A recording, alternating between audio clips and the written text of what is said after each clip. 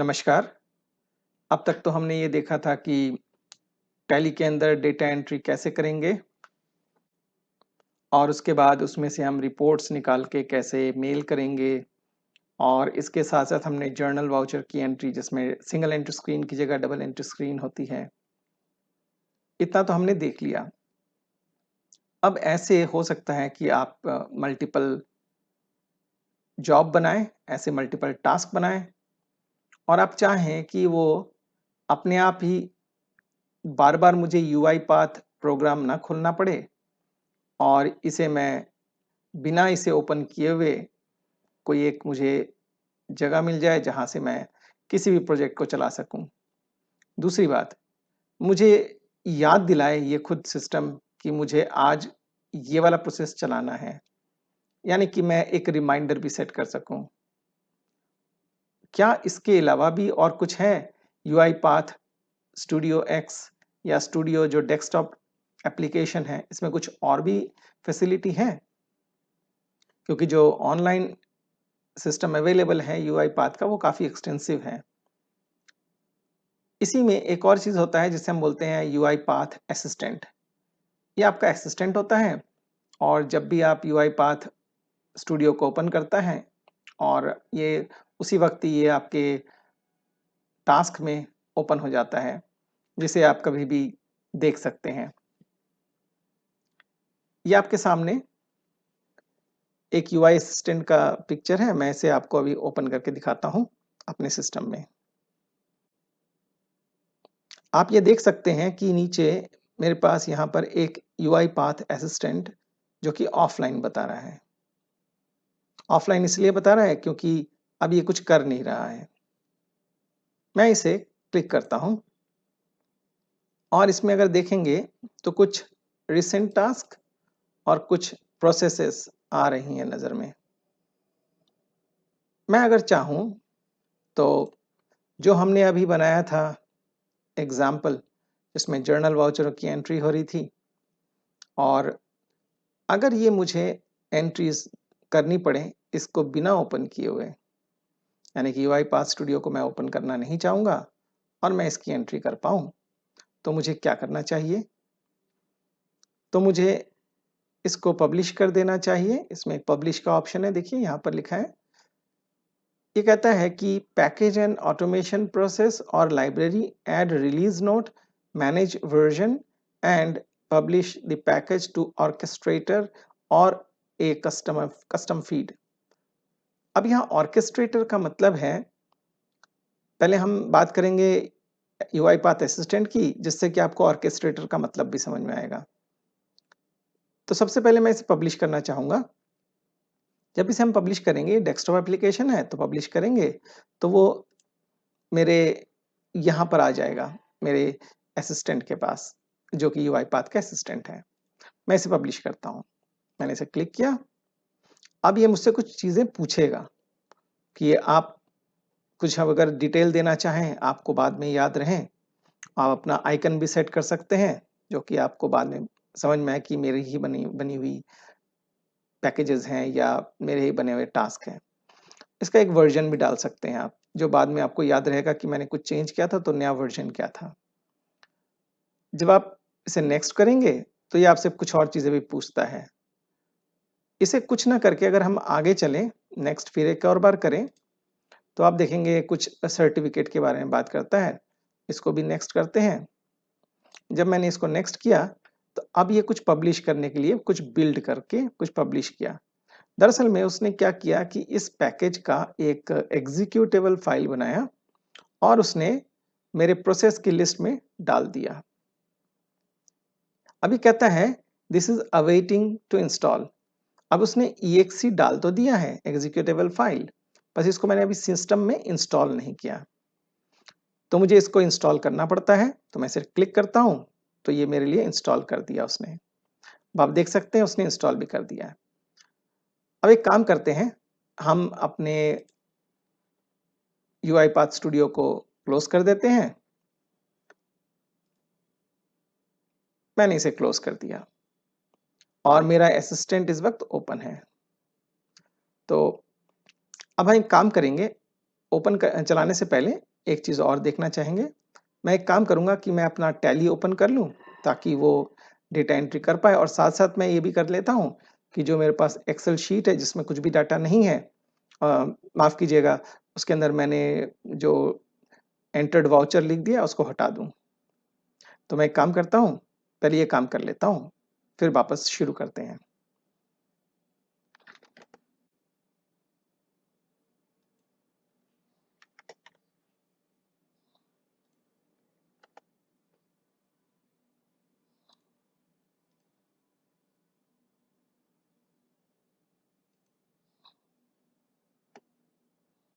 अब मैंने tally open कर लिया है। एक बार देख लेते हैं मेरे जर्नल वाउचर्स की कितनी हो चुकी हैं एंट्रियाँ। अब मैं जब एंट्री करने जाऊँगा तो मेरे 8वाँ और 9वाँ वाउचर क्रिएट करेगा। मैं इसे स्किप कर लेता हूँ और अब ये मेरा इंस्टांस है, टैली एग्जाम्पल, और ये कह रहा है कि अभी तक आपने कभी रन नहीं किया। एक बार इसे हम रन करते हैं।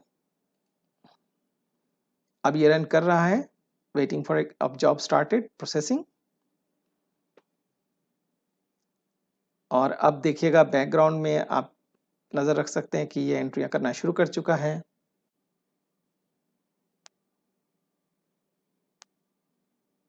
अब देख सकते हैं आप ये एंट्रियाँ करना शुरू कर चुका है। अब ये एक-एक करके मेरे 2 वाउचर्स को क्रिएट करेगा।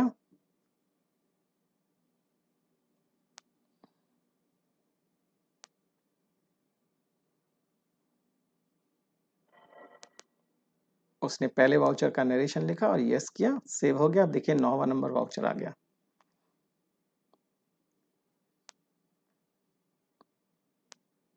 अब दूसरे वाउचर को लिख रहा है और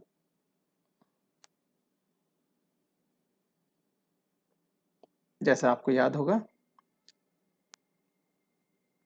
अब ये 75 रुपए करेगा और फिर उसके बाद 25 रुपए अकाउंट 4 के लिए करेगा और उसके बाद वो नरेशन लिखकर सेव करेगा।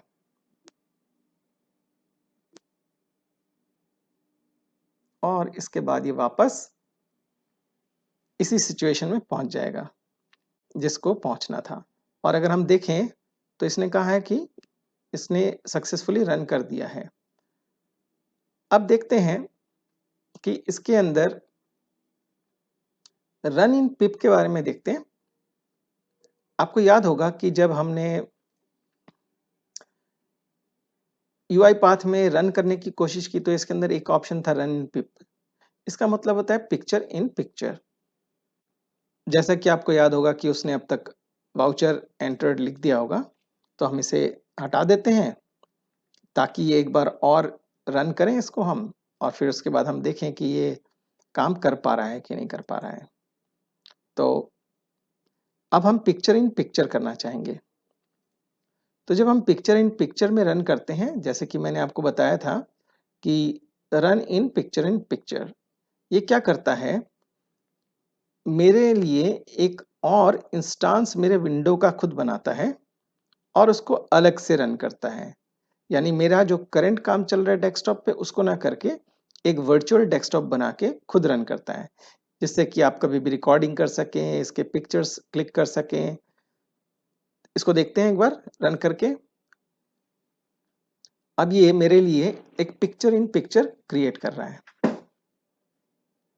देखिए मेरे नाम से ये लॉगिन करने की कोशिश कर रहा है, लॉगिन करेगा और मुझे उसमें भी टैली ऑन करना पड़ेगा, वरना ये रन नहीं कर पाएगा।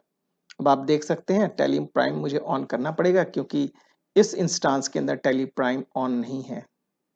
तो मेरे लिए वेट कर रहा है कि मैं जैसे ही टैली प्राइम को ऑन करूंगा उसके बाद ये प्रोसेस को पूरा करेगा। अब ये टैली प्राइम का एक और इंस्टांस ओपन हो गया है।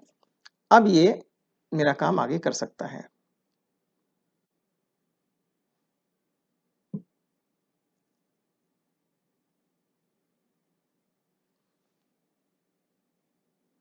तो आप देख सकते हैं जर्नल वाउचर की एंट्री वो करना शुरू कर चुका है। इसे हम बोलते हैं पिक्चर इन पिक्चर। ये थोड़ा स्लो चलेगा क्योंकि मेरे इंस्टांस के अंदर ये पहली बार चल रहा है। जब ये 1-2 बार चल लेता है, उस एक बार और चल लेगा तो उसके अगली बार इसको कैशे की वजह से उसको याद रहता है कि मुझे क्या करना है नेक्स्ट।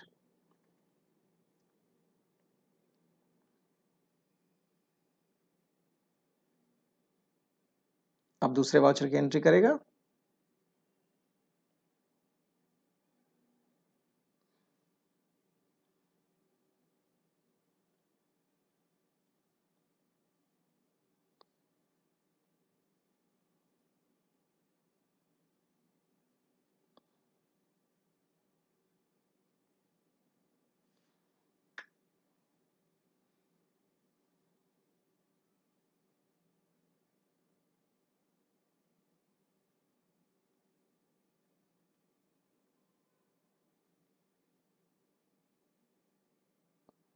अब उसने काम कर लिया है। तो आपने देखा कि हम पिक्चर इन पिक्चर क्यों करते हैं और कैसे करते हैं। अब मैं इसे बंद कर देता हूं और मैं अब इसी पिक्चर इन पिक्चर के अगेंस्ट में अगर मैं इसी के अंदर अगर मैं अपने रोबोट को चलाऊं तो मुझे यहाँ पर इसे PIP पे एक्टिवेट करना पड़ेगा और मैं अब इसे पिक्चर इन पिक्चर में रन कर सकता हूं। अगर आप विजिट करेंगे वेबसाइट पिक्चर इन पिक्चर का मतलब क्या होता है तो आप इसे क्लिक करके इसके डिटेल में जा सकते हैं जो कि अवेलेबल है ऑनलाइन और आप उसे पढ़ सकते हैं। ये पिक्चर इन पिक्चर का डिटेल है, जैसे कि मैंने बताया था इसके अंदर लर्निंग हब है, उसमें जाके आप इनको पढ़ सकते हैं। अब हम वापस चलते हैं अपने एग्जाम्पल में और इसको फिर हम रन करके देखते हैं पिप के अंदर। तो मैं इसे सेव कर लेता हूँ इस तरीके को कि मैं हमेशा पिप में चलाऊंगा और मैं क्लिक कर देता हूँ। तो अब देखते हैं ये एक बार और रन करेगा। अब रन करने के वक्त अब इसने एक्सेल फाइल तो मेरी अपडेट कर दी है। आपको पता होगा कि उसके अंदर उसने लिख दिया होगा वाउचर एंटर्ड। लेकिन हम पिक्चर इन पिक्चर को देखते हैं। अब ये रन कर रहा है, ये रीड कर रहा है और फिर उसके बाद बाहर आ गया। क्यों? क्योंकि आपको वो याद होगा कि जो वाउचर है वो मेरा ऑलरेडी उस पे लिखा हुआ है। मैं आपको दिखा देता हूँ।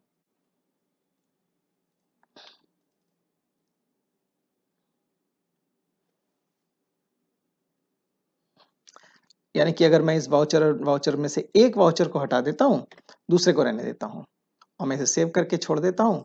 अब इसको मैं दोबारा से रन करता हूँ इसी पिक्चर इन पिक्चर को। एक बार और रन करते हैं। ये रन कर चुका था, एक बार और रन करते हैं। यस, रन करते हैं, देखते हैं क्या करता है। अब मैं पिप को चला चुका हूँ। अब देखते हैं ये क्या करता है। देखिए ये एक वाउचर को जनरेट कर रहा है जिस पे मैंने अभी हटा दिया था वाउचर एंटर्ड। यानी कि सिर्फ एक वाउचर को एंटर करेगा और उसके बाद बाहर निकल आएगा।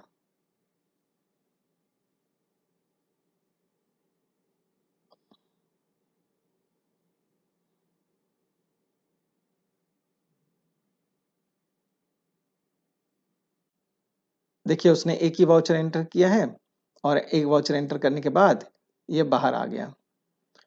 तो आपने देखा कि पिक्चर इन पिक्चर क्या चीज होता है। अब मैं इसको बंद कर देता हूँ। वो ऐसा बोल सकता है कि प्रोसेस कर रहा हूँ और वे फेल हो जाएगा, तो मेरा तो अब काम खत्म हो चुका है, तो मैं इसको बंद कर सकता हूँ। अब बात करते हैं कि हम कई बार इस प्रोजेक्ट को चलाना है कि नहीं चलाना है याद नहीं रहता है, तो हमें एक रिमाइंडर की जरूरत पड़ती है कई बार। तो अगर आप देखें रिमाइंडर जो होते हैं वो इसके अंदर अवेलेबल होता है। ये रिमाइंडर है, इसके अंदर आप कोई भी प्रोसेस को ऐड कर सकते हैं। मैं इस पर क्लिक करता हूँ और मुझे एक नया रिमाइंडर बनाना है, तो इसके लिए बोल रहा है कि कौन से प्रोसेस को आप लेना चाहते हैं। मैं चलिए एग्जाम्पल 05 को लेना चाहता हूँ और मैं इसको चलाना चाहता हूँ फॉर एग्जाम्पल 20:21 यानी कि 8:21 पे और 27 तारीख को चलाना चाहता हूँ और मैं इसे डेली चलाना चाहता हूँ। तो इसे मैं सेव कर देता हूँ और अब इंतज़ार करता हूँ कि ये जैसे ही 8:21 होगा और ये मुझे रिमाइंडर देगा। तो मैं इसे अब मिनिमाइज कर देता हूँ, देखता हूँ कि मुझे ये रिमाइंडर देता है कि नहीं देता है।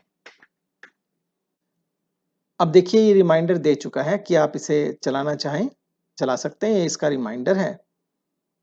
मैं इस पे क्लिक करता हूँ तो वो कहेगा कि ये पिक्चर इन पिक्चर में है, तो मैं इसे चलाना चाहूँगा कि नहीं। मैं इसे नो कर देता हूँ अभी। तो ये आपको समझ में आ गया कि रिमाइंडर आप ऐड कर सकते हैं। अब आपने देखा था वहाँ पर लिखा था प्रोसेस ऑर्केस्ट्रेटर। अब ये तो आपके डेस्कटॉप पे है रिमाइंडर। हो सकता है कि आपको रिमाइंड अपने डेस्कटॉप पे ना करना पड़े और बैकग्राउंड में अपने आप ये करता रहे। तो उसके लिए आपको एक सर्वर चाहिए होता है। उस सर्वर के अंदर आप एक सॉफ्टवेयर इंस्टॉल करते हैं यूआईपाथ का जो ऑर्केस्ट्रेटर होता है। ऑर्केस्ट्रेटर में ऐसे ही कई सारे आपके पास शेड्यूल के अंदर लगे होते हैं टास्क या ऑपरेशन, जो प्रोसेस होते हैं, और कब रन करना है, कितने बजे रन करना है, वो उसमें नोटेड होता है ऑलरेडी। यानी एक तरह का शेड्यूलर है जो कि सर्वर पे होता है और वो उसको ऑटोमेटिकली रन करता है। तो आपने देखा कि इसके अंदर हम कर सकते हैं रिमाइंडर ऐड। इसके अलावा एक और होता है मार्केट प्लेस। अगर मार्केट प्लेस में जाएंगे तो इसमें रेडीमेड कई सारे ऑब्जेक्ट्स आपको बने हुए मिलेंगे। ये सब प्रोसेस है या टास्क है जो कि मार्केट प्लेस में अवेलेबल होते हैं, और ये जो टास्क, ये वो प्रोसेसेस हैं जो कि मार्केट प्लेस में अवेलेबल होते हैं, यानी ये रेडीमेड होते हैं। इनको आप कॉल कर सकते हैं और इनको आप इस्तेमाल भी कर सकते हैं। आपको जस्ट क्लिक करके इंस्टॉल ही करना पड़ता है और कुछ नहीं करना पड़ता है। तो मैं उम्मीद करूंगा कि ये आपको आज का वीडियो अच्छा लगा होगा। अगर आप लोगों को कोई प्रॉब्लम होती है समझने में या किसी जगह कोई प्रोजेक्ट बनाते हुए दिक्कत आती है आपको, तो आप मुझे मेल कर सकते हैं और मेरा ईमेल आईडी इसी वीडियो लिंक के नीचे दिया हुआ रहता है। आज इतना ही काफ़ी। अगली बार मिलेंगे। नमस्कार।